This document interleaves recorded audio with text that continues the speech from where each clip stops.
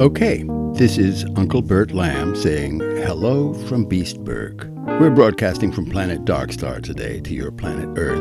We want to thank you for sending Earth songs to us in musical notation format and for making them show up as screensavers on our idle computers. This Darkstar Journal show is a sort of return gift from our little group. On Darkstar, it is 3215, the 8th month, August, the 14th day, and a Monday.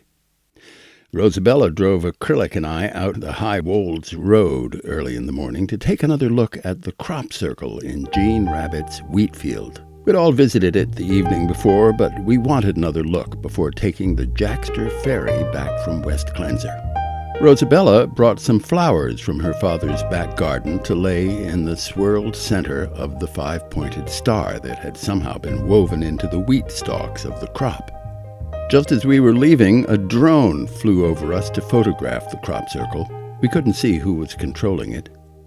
Rosabella was staying over another night with her father, so she drove us straight to the Jackster ferry, where Acrylic and I were the only passengers, as they had unloaded their shipment of Jackster cars and were traveling back empty. The Jackster ferry manager, Captain Yorkie, was with us on the ferry, coming back from visiting his family in West Cleanser for the weekend. The ferry parked itself at the back of the multi-story, and we took the lift up to the archive where Ellie met us. Mrs. Persian had got there first. She called down the stairs, "Do you two want to make us cups of tea and then come in here for our meeting? Bring an extra cup. Not for you, Ellie. You stay down there."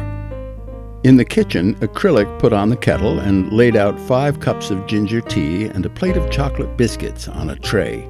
She gave 1 cup and 2 biscuits to her daughter in her little temporary office upstairs, and then the 2 of us went next door to talk to Mrs. P in her big office full of chairs and sofas.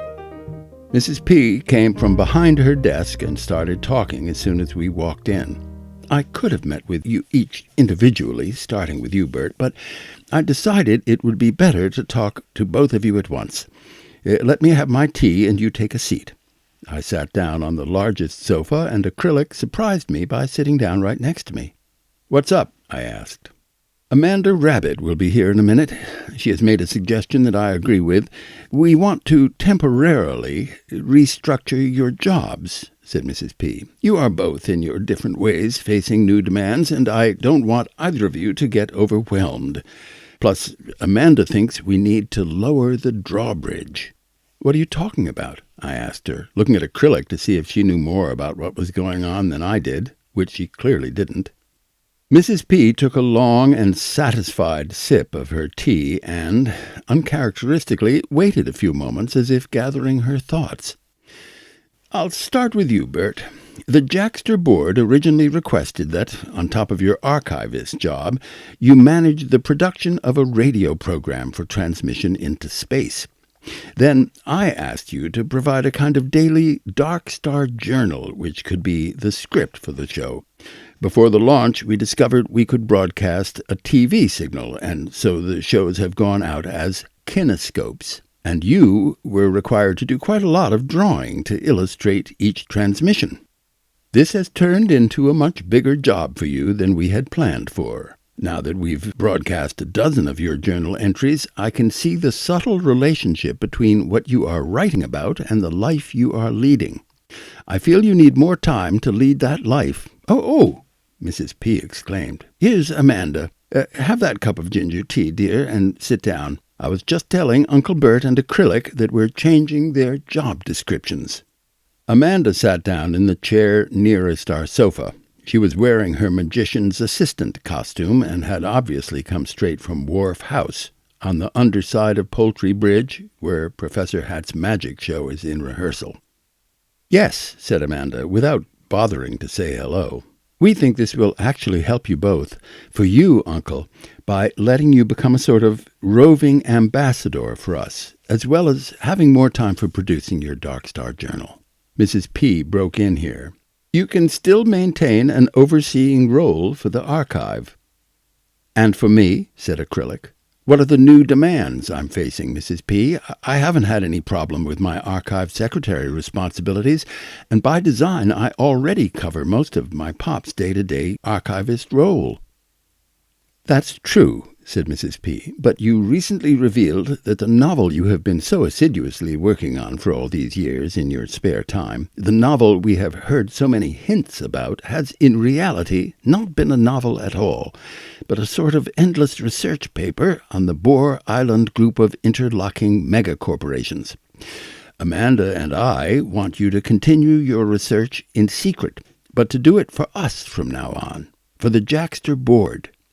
If there is a plan afoot for the corporate takeover of the planet, we want your help preparing us to fight it. And from here on in, we want you to become an unofficial member of the Jackster board and attend our meetings. Well, thank you, said Acrylic. Thanks for wanting to support me in my researches. None of this had occurred to me, but I like these ideas. Of course, said Amanda, both of your projects must remain secret. The solution we've come up with is to leave you both with your current working titles, but to give the day-to-day management of the archive to someone else. Who? Asked Acrylic. Baby Lambkin, said Mrs. P. Little Baby? Acrylic replied. Why not Little Baby? She's already your assistant, Acrylic, and we won't need to change her title or her basic role helping you out, or even stop her continuing to help me and your father in small ways. She's a very capable young woman. She used to be the main assistant to Agnes Fox and became a key figure within the Jackster Company long before she chose to come here to work for the board. Because of her experience shadowing Agnes as CEO, she could probably run the whole Jackster plant herself. She can certainly run the archive. But, I interjected, she's currently on secondment with Einstat Chimp. That's only for the next month, said Amanda. By September, you can both quietly hand over most of your responsibilities to her. She will look after the day-to-day management of things from her little office and report directly to the two of you. Will this be all right for you both? Neither of us knew quite what to say. Can we think about it? I ventured. No, Mrs. P. replied. In this instance, I'd rather you said yes right away. So after a quick look at each other, we both smiled and said yes.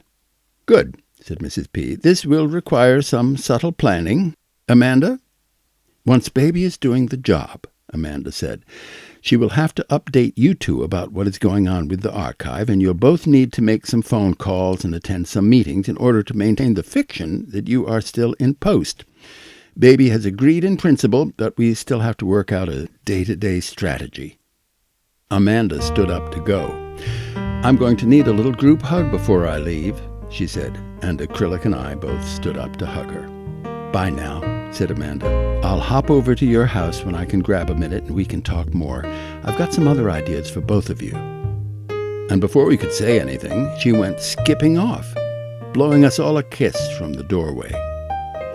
Well, said Mrs. P., I'm glad that's settled. Is there more delicious ginger tea downstairs?